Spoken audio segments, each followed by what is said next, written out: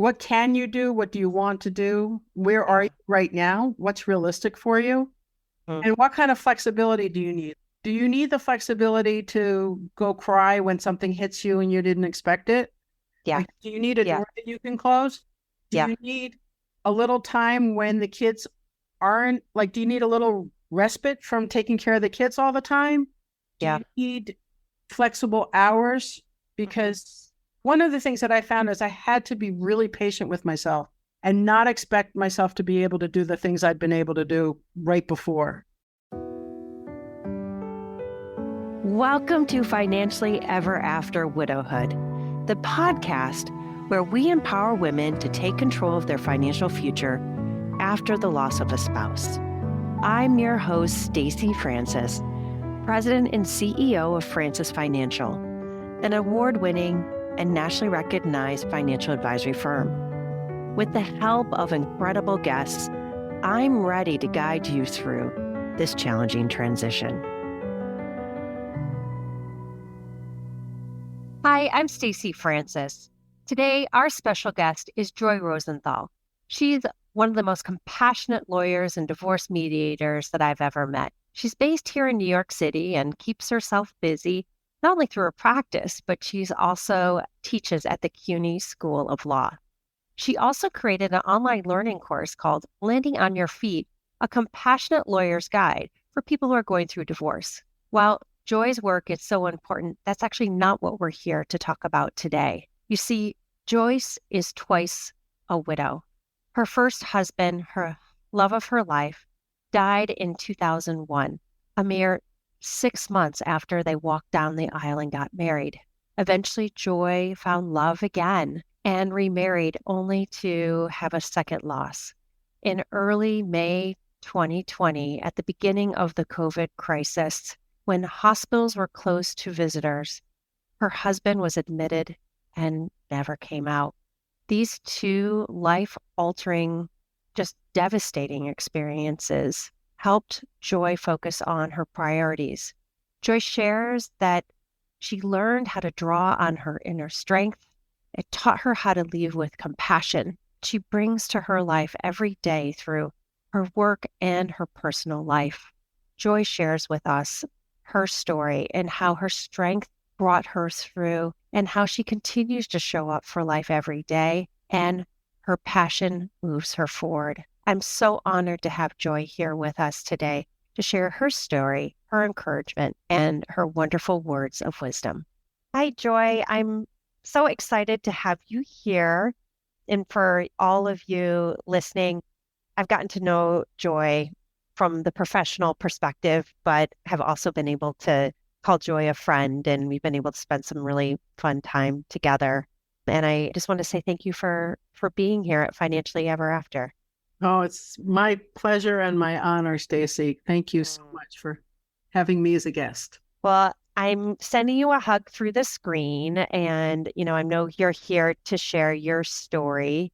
And what my hope is today is that as you share your story, those women who maybe have lost hope after the loss of their loved one, that do see that there is a path forward. Can you tell me a little bit about your story and what you've experienced? Sure. So the things that I think will be relevant for your audience are that I got married late the first time. We had a fantastic wedding that was really fun. And I was married to an incredible genius musician and composer named Makonda Ken McIntyre. Shortly after we got married, his sister got very sick, and we spent the spring visiting her in Cambridge, driving up from New York to Cambridge every weekend to see her through cancer. And she passed away on May 25th, 2001. And 19 days later, I had left the apartment. Everything was fine in the morning, and Makonda was exercising on the ski machine called the Nordic Track. And he died of a heart attack probably shortly after I left the apartment. So that was 6 months and 3 days after we'd gotten married. So everything was upside down, as you can imagine. Fast forward I got remarried to another incredible, brilliant man named Daryl Allardyce, who was a poet and an educator, and kind of landed on my feet there and had a wonderful, loving relationship with him for a long time. And in 2020, at the very beginning of the COVID epidemic, he had sickle cell disease. And about a month into COVID, when everything was at its worst in New York and we were not allowed to go into hospitals at all, I took him to the hospital. He walked into the hospital in Brooklyn with a sickle cell crisis, which was not particularly unusual. And he was there for 25 days. And then he died on May 15th. And I wasn't allowed to visit him.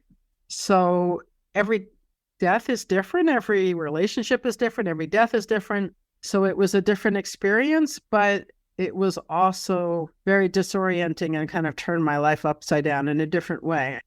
So that's sort of the landscape of what we're talking about. And then any questions that you have in the meantime, I'm happy to answer. Well, Joy, I just want to recognize what you've been through. You're one of the bravest people, I've ever met to be here to share your story and going through two losses, but at the same time finding love again and like all the pieces.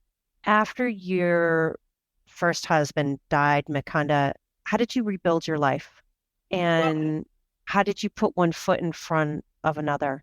That was exactly how I kind of expressed it to myself, was put one foot in front of another. I felt like I had gotten thrown into the middle of the woods and it was really dark and there was kind of a path, but not exactly. And nobody else I knew had been through it. And I had to just kind of figure it out. It sounds, number one, very lonely. Did you have any support? Were there any support groups that you were part of? Because it almost sounds like you were having to walk down this path more so on your own because there possibly weren't many people in your life that had a loss like this. Right. So my peers, I was about 40. My peers who had been through it had lost parents, but that was different because I was living with Makanda and he was my partner and we had all these hopes and dreams about starting a family or being together for a long time. He was kind of the healthiest person around, he was like a vegan before it was popular or kind of a vegan, and he was eating healthy and telling everybody else to stop smoking and stuff like that. He exercised 6 days a week. So my peers had lost parents, but that felt different. And the people I knew who had lost their spouses were all like in my mother's generation. Yeah. But that felt different. So there were very few people that I knew who were my age who lost a spouse. I can't think of any. But some of my friends really did come through in amazing ways. I mean, my parents were terrific and they lived nearby, so that was helpful. My cousin, every year on the anniversary, my cousin would take me to the Bronx Botanical Garden and we would go for a walk and think about him and talk about him. That was so nice. I had another friend who called me every night or let me call her every night before I went to sleep. It was so sweet. And we did that for about 6 months, I think. People came through in amazing ways. And I found that the people who you expect to come through are not necessarily the ones who will. And the people who you don't will come through in unbelievable, surprising ways. And one of the things that I did, I was not part of a support group. I did go to therapy. This is a funny story. So I was working with kids in foster care at that point. And I would come home and I would tell Makanda, I was like, you want to hear what happened today? This crazy story happened. And I'm sure you have many stories. It happened in family court. And he would be like, you got to write this down. And I would be like, yeah, I know. And he was like, no, you got to write. And so I had written like a children's book about kids in foster care, like a draft of it. And the Sunday before he died, we were going up to Boston as usual to start to clean out his sister's apartment. And he was, I don't remember why he was telling me this, but he was like, you got to write. And I'm like, okay. And he's like, no, you got to write. Okay. And he's like, you got to write. And I was like, okay, like leave me alone. Hey, I get the message. Like, okay. And then Wednesday, that was Sunday. Wednesday was the day he died. And the following weekend, we get something in the mail for a writing school called the Frederick Douglass Creative Arts Center. They were having an open house for writing classes. And I was like, well, obviously I have to go to this. So I walked in. It was on 96 in West End.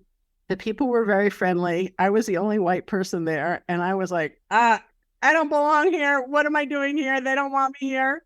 And right as I was about to leave, because I was too shy, this guy came up to me and he said, what do you want to write? And I told him, and he said, talk to that guy over there. So I go over to that guy over there. His name was Leslie Lee. And Leslie was a playwright. I said to him, I couldn't have said this while my husband was alive. He just passed away, but I think he was as good a musician as Miles Davis or John Coltrane. And he kind of looked at me like, who is this woman? And then a few minutes later, he was telling me where he had taught. And I was like, and he said he had taught at SUNY at Old Westbury. And I was like, you taught there? And he said, yes. And I said, were you in the performing arts department? And he said, yes. And I said, my husband was the head of that department for 25 years. And he looked at me and he said, who was it? And I told him, and he didn't know. And so he was absolutely shocked. And so he kind of like reeled. And then he came back and he looked at me square in the eye and he said, I know your husband. I know his music. He was as good as Miles or Train. And so once he said that, that was all I needed. I was like, I don't care what you're teaching. I'm taking it. Yeah. And he taught a playwriting class that ended up being my best support. And I never would have guessed it. It was a wonderful group of people, very warm, very smart, very well educated. I could talk to them, I could cry, whatever. And that's actually how I met Daryl. Daryl came into that class 6 months later. We just kept signing up with Leslie again and again and again because we loved him so much. And having that experience was just amazing. And that's where I met Daryl. And as it turned out, Daryl's sister had passed away a year before Makanda had. So he did know. He was my age, a little older, but not much. Yeah. And he did know what it was like to lose somebody who was that close. Yeah. As I said, people came through in amazing ways. I think that's so powerful because you're right. The people that we expect to be there sometimes just are nowhere to be found. And people who we just never would think would step up to the plate to be so supportive and part of our life in the way they are. But the other piece, Joy, that I really just want to recognize you for, I mean, that took a lot of courage to sign up for that class, even though Makanda was like in the back of your mind saying, Joy, you need to, there's a reason that you got that in the mail. You have to go. But to get yourself out of bed, to get yourself out of the apartment, to be there takes a huge amount of courage. How did you do that? And I know that you almost left. Makanda and I were so close, and there was so much love at the wedding and at the funeral. He was a jazz musician, right? So the music was amazing, and the dancing was amazing at both. I think that I really felt included and accepted and loved, and he kind of gave people in his circle the message like Joy's okay.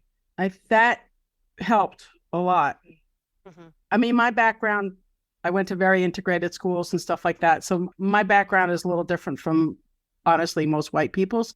But it wasn't just the racial thing about going. It was mostly just, as you said, getting out of the house and going. I mean, I did know from the very beginning that I needed to keep going and I needed to keep moving. One of the things, I was working at legal aid then, and when I was working in Bronx Family Court, I was in court 10 times a day. I was in court all day, every day, and it was a very demanding job. And that's brutal. A job where you're around people all the time and there's no time to think about yourself and there's no time to be emotional. I had gotten a job working in the appeals unit at legal aid. And so at the time that Makanda died, I was actually had a job where I was sitting in front of a computer all day and it was very quiet.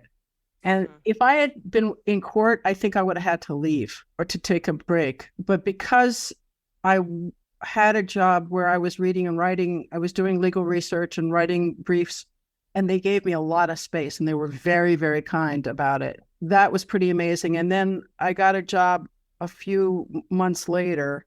So Maconda died right before 9/11.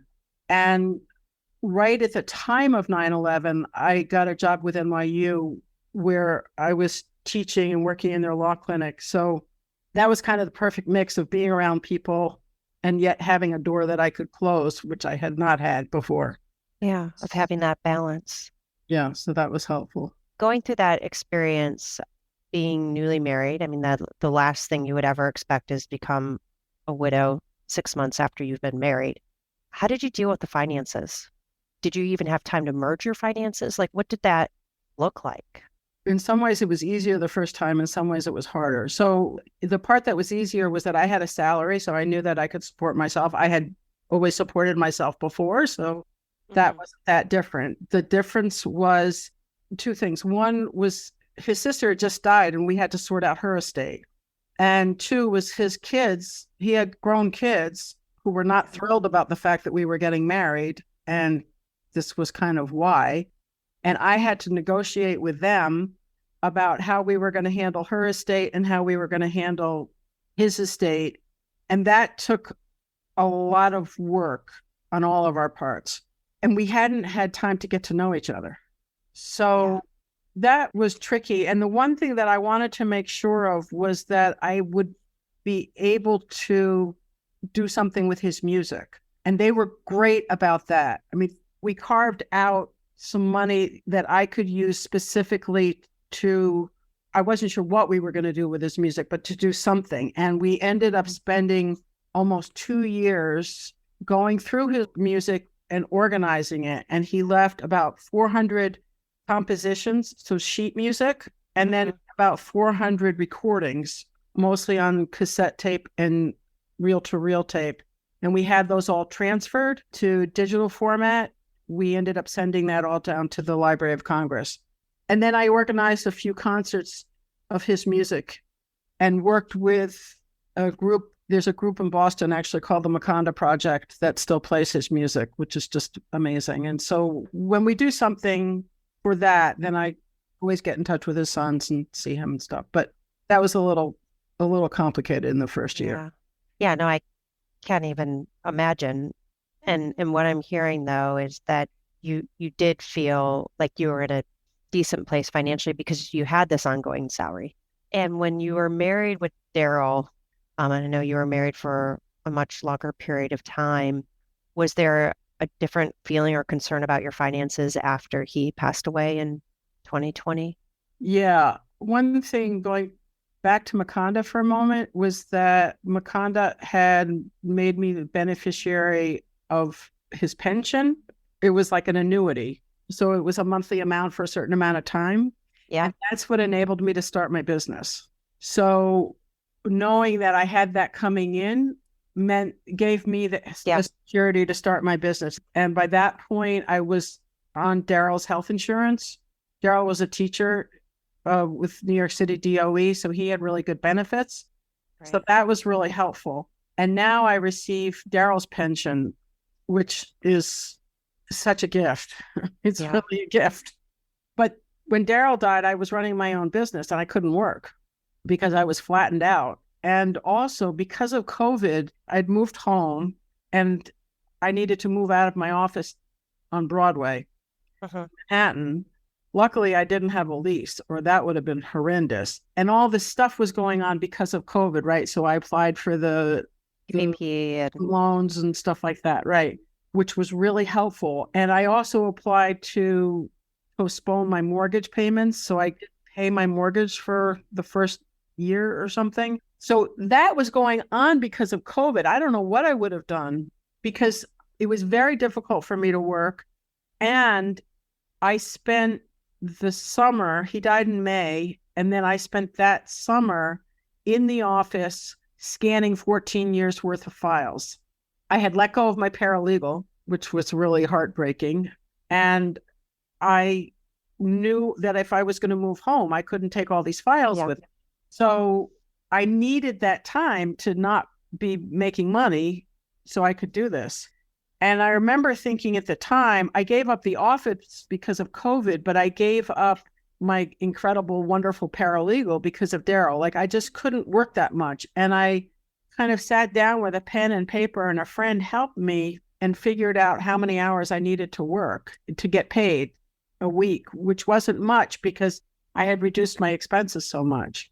Yeah, and it's a pretty big difference to lose someone and have a salaried job versus losing someone and working for yourself. And, I'm right there with you, particularly when the business is you, right, Joy? I mean, your work is divorce mediation, helping individuals separating or divorcing. And if you're not working, there's not Right. any payments coming in. Right. And I know also during these times of COVID, when it first hit, it's like the world just became silent in the area of matrimonial law because courts weren't open and there were no new cases to be had. And then, eventually things kind of normalized. How are you now? How have you blended working with your life? How does that feel? And did you go back and get an office? Are you working from home? And those decisions, how does that feel now? So Daryl had made his office. We have a 3-bedroom apartment, which is a huge luxury in New York, as you know. And with our room, and then there was a big guest room, which is also where Daryl had his desk. And then there was a little office, which is where I was working out of. And about 3 or 4 months ago, I left his desk exactly as it was so he could come back and start writing at any time. And then finally, I told him about 3 or 4 months ago, I was like, I want that big room. So what you see now is the big office. I moved the bed into the other little guest room. So I do have a nice size office now. I don't generally see clients here, but I could theoretically. Yeah. And the file cabinet that you see behind me with a few drawers in it, it's not even full. Like that's all my records because everything's on the computer. That's I amazing. rely heavily on Dropbox. Yeah. Yeah. So I keep a pretty regular work day.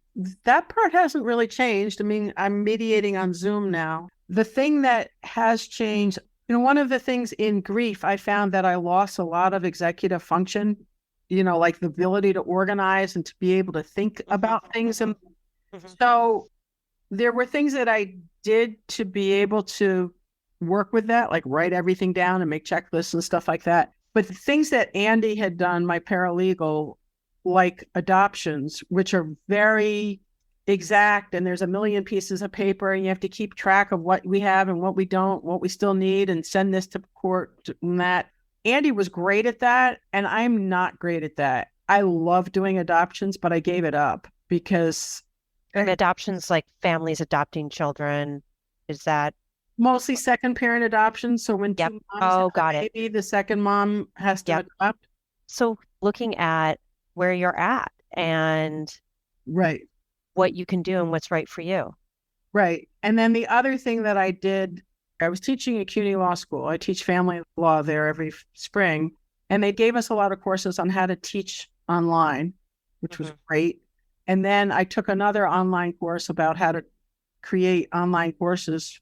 And so I created an online course for people who are going through divorce about family law for people who are actually going through it. So I've been doing a lot to market that. And that's all stuff that you can do from home. Yeah. You can do in your own time. That's a kind of a work in progress. But as you said, I sort of like took, well, what can I do? Yeah.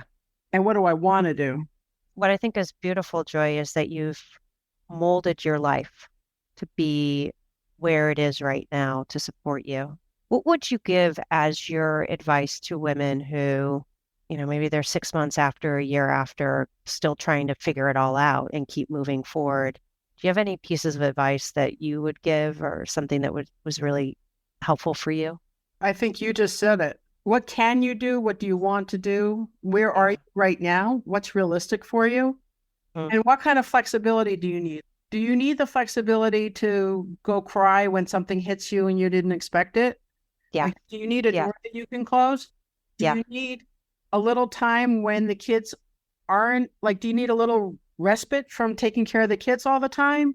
Do Yeah. you need flexible hours? Because one of the things that I found is I had to be really patient with myself and not expect myself to be able to do the things I'd been able to do right before.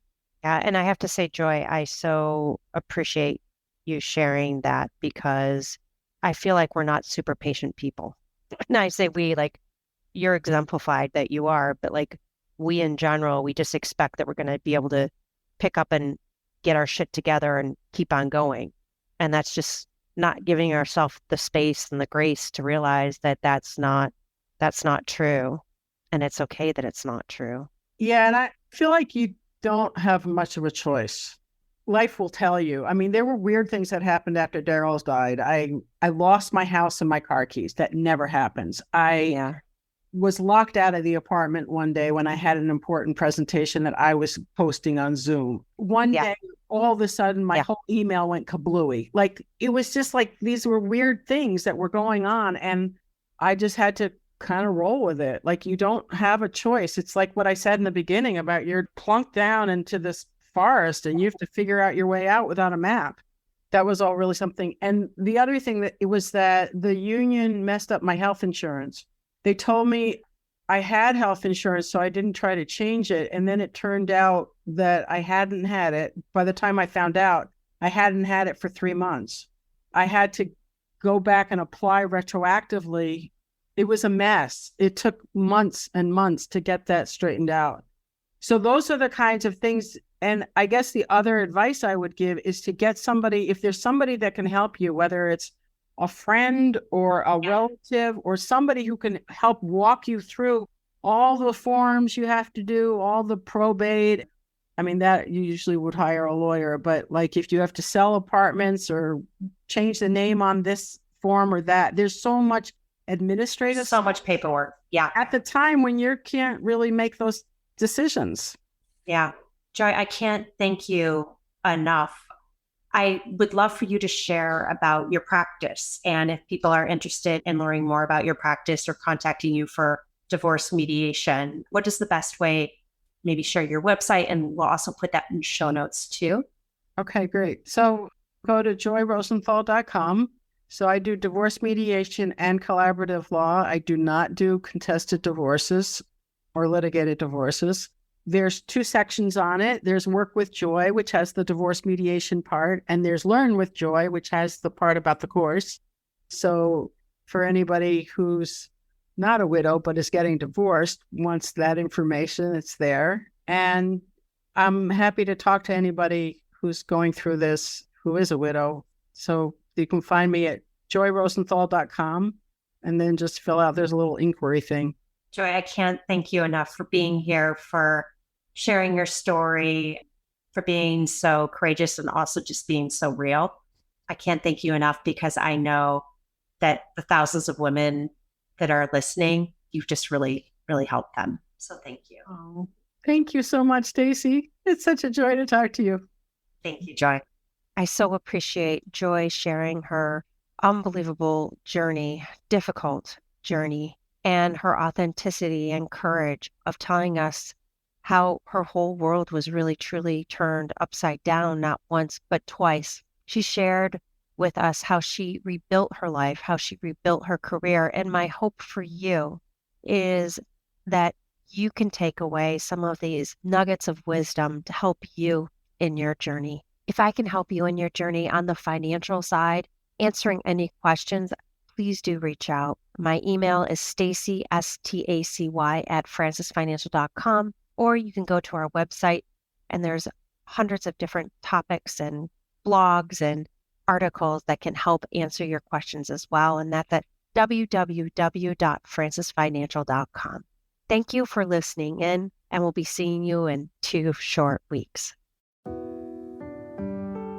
Thank you for tuning in to Financially Ever After Widowhood.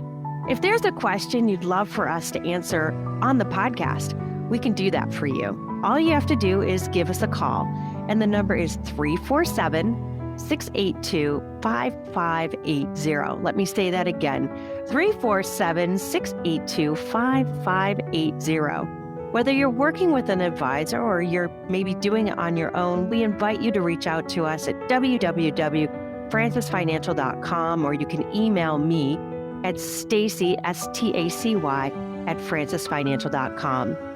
Our hope is to be a resource for you to help you also find a great financial advisor, whether that be with our firm or one of our trusted colleagues. Please be sure to like, rate, and subscribe to the podcast, and join us next time on Financially Ever After Widowhood.